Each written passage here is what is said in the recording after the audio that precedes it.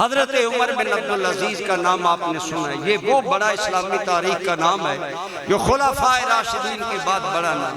आपकी बीवी का नाम था फातिमा बिनते अब्दुल मलिक इब्ने मिरवान। मिरवान भी बादशाह था, अब्दुल मलिक भी बादशाह था, शहजादी थी फातिमा।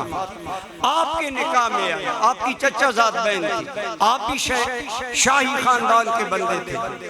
लेकिन जब बीवी निकाह में आई, पहली रात है, शबे ज़फ़ाफ़ है, कहा फातिमा ये जितना जेवर तुझ पर है ये तेरे मेरे ख्याल में तेरे बाप ने बैतुल माल से जालमाना लेकर तेरा जेवर बनाया।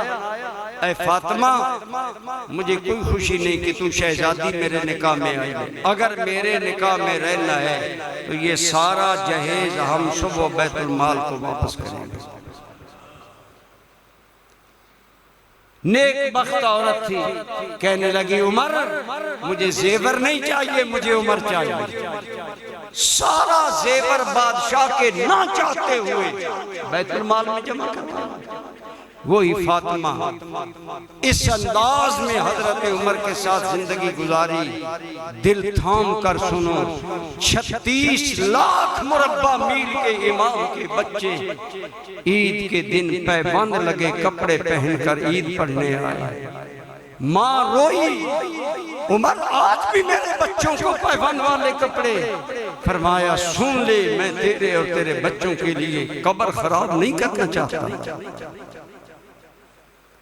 वो फातिमा जब हजरत उमर की वफात हुई, लोगों को कहते थे ऐ लोगों, मैं खुदा की कसम उठाकर कहती हूँ दुनिया में बड़े बड़े इबादत गुजार होंगे, लेकिन मैं ये कह सकती हूँ रात के अंधेरों में मेरा शौहर उमर बिन अब्दुल अजीज जितना खौफे खुदा में तड़पता था, शायद इस जमाने में इतना खुदा के खौफ में कोई डरने वाला बंदा ना।